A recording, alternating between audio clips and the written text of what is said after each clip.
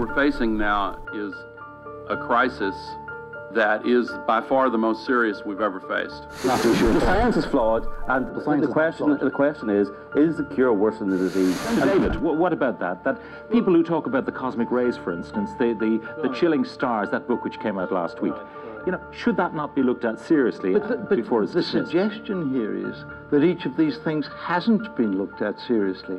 I suggest you need to look at the Intergovernmental Panel on Climate Change report. The jury's still a little bit out with me. I know we're doing something, I know we're making it worse, but it might be happening anyway. I think it's a lot of baloney. I think Al Gore is like pulling the wool over everybody's eyes, and I can say that because I'm from America. Some people tell us the polar ice caps are melting, we're all going to be underwater. I wonder.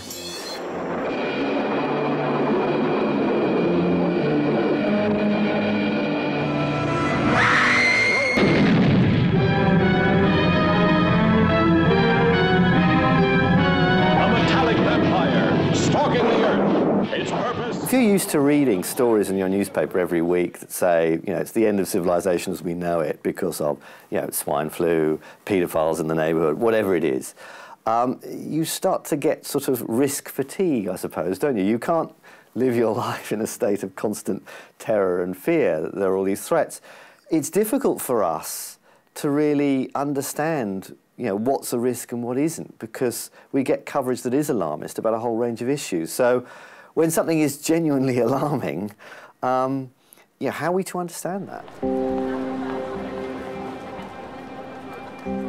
If we're continually exposed to this risk fatigue, combined with the increasing controversy around the science, it may feel like the wise thing to do is to sit on the fence over the issue of climate change and wait for it all to blow over.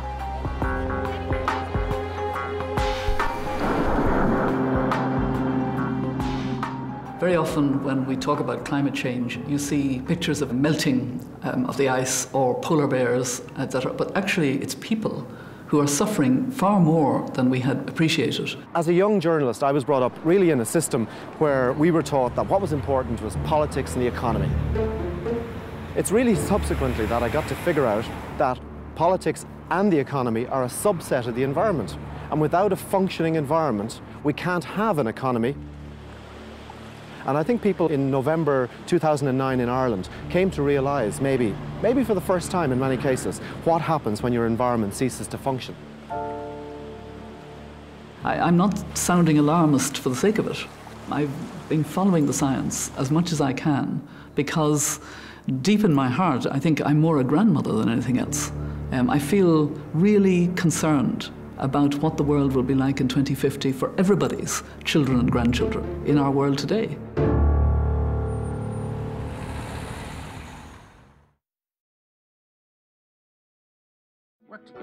And the British climate scientist has admitted that emails retrieved from his inbox, which questioned many accepted truths on global warming, were actually genuine. In the wake of mounting controversy around climate science in the past year, I spoke with Professor Justin Lewis, editor of a new book called Climate Change and the Media. I was very interested in how the media covered the issue generally, but I suppose became increasingly concerned because it seemed to me there was a huge lag between what climate scientists thought and between what the public thought. Got it wrong. The head of the United Nations Climate Change Panel admits errors were made in a 2007 report. It said the Himalayan glaciers would disappear by 2035.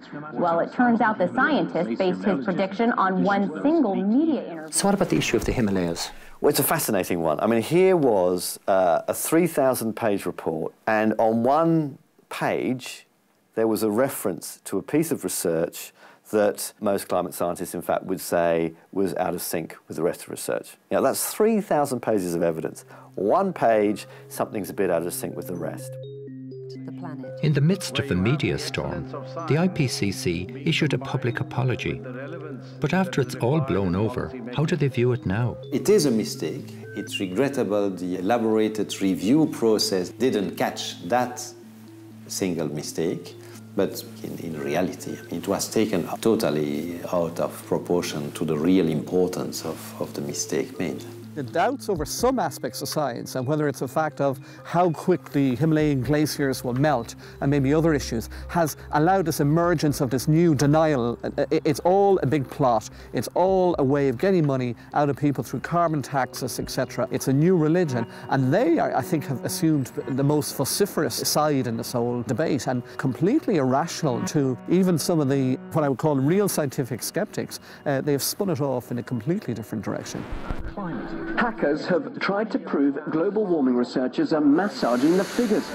Among some of the emails that were hacked and posted, some of them don't necessarily support the consensus view that global warming is real. Would you agree?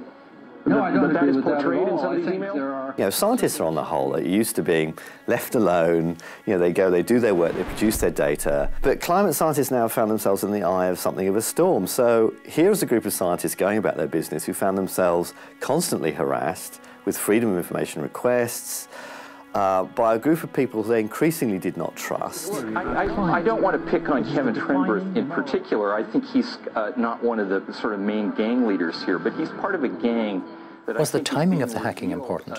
It was very important on the eve of a huge summit in Copenhagen. So to be able to throw a spanner in the works before those discussions, to perhaps reduce the urgency of those discussions, or at least the way they're covered, was enormously significant. Attempts to broker a new deal on climate change appear to be in difficulty. Talks in Copenhagen had to be suspended today. It is safe to say the theory supporting global warming has taken a significant blow. Now, of course, a huge amount of controversy around it.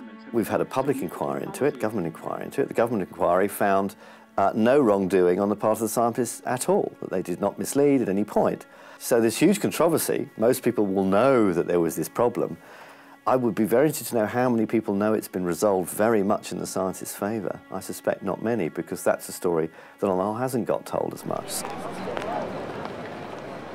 I used to believe in it, but it's gone very strange at present because of all the controversy. Climate change, I'm still not sure what to believe because I keep hearing so many contradicting ideas about it. You get one argument that will say that we are doing damage to the environment, then you come along and you're watching another programme that completely dismisses every argument that's after been given.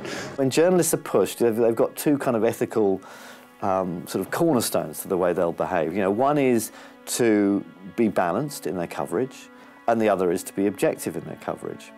Now, the trouble is, when it comes to climate change, if you're objective, you probably say, well, actually, the huge weight of scientific evidence says that it's happening and we're causing it, so that's what we should cover. But if you're balanced, you'd say, well, there's a lot of people saying it's not happening, so we need to give space to them.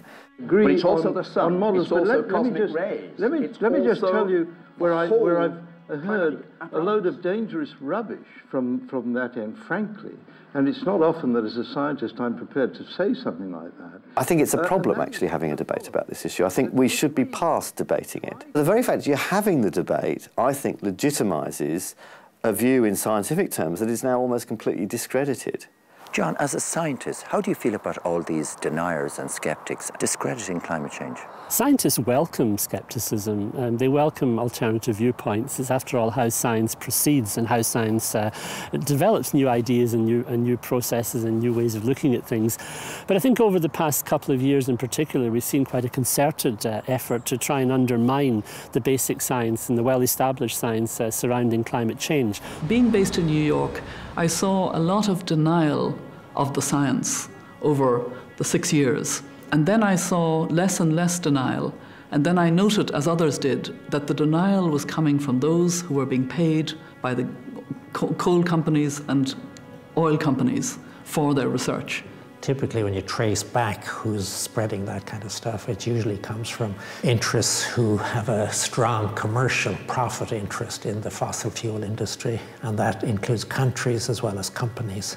I mean, if you think of what the message of climate change is saying, it's essentially a challenge to our whole consumerist lifestyle.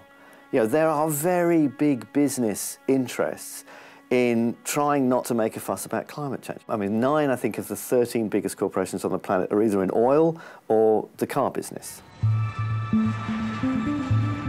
The scientific consensus now that climate change is primarily driven by human actions is as powerful and as compelling as the science that links smoking and lung cancer. We've seen this in bigger scientific issues. In the 70s, when the body of evidence that smoking was injurious to human health was coming through, there was a very concerted campaign by respected scientists in the US. And all they had to do was just cast some doubt on the findings. And what that served to do was to put back the whole public health issue in smoking. It put it back years. Doctors in all parts of the country were asked, "What cigarette do you smoke, doctor?" Once again, the brand named most was Camel. Yes, according to this repeated nationwide survey, more doctors smoke Camels than any other cigarette. So where's public opinion now in Britain and in Ireland? Well, public opinion is extraordinary. If you talk to climate scientists, 99% of them think that this is happening, well, more than 99% actually, think this is happening as a result of human activity, and it's very serious, and we need to do something about it fairly urgently. And yet, when the British public were asked in a BBC poll what they thought, only 26% actually thought that climate change was happening as a result of human activity. That's an extraordinary gap between what the public are thinking and what the scientists are thinking.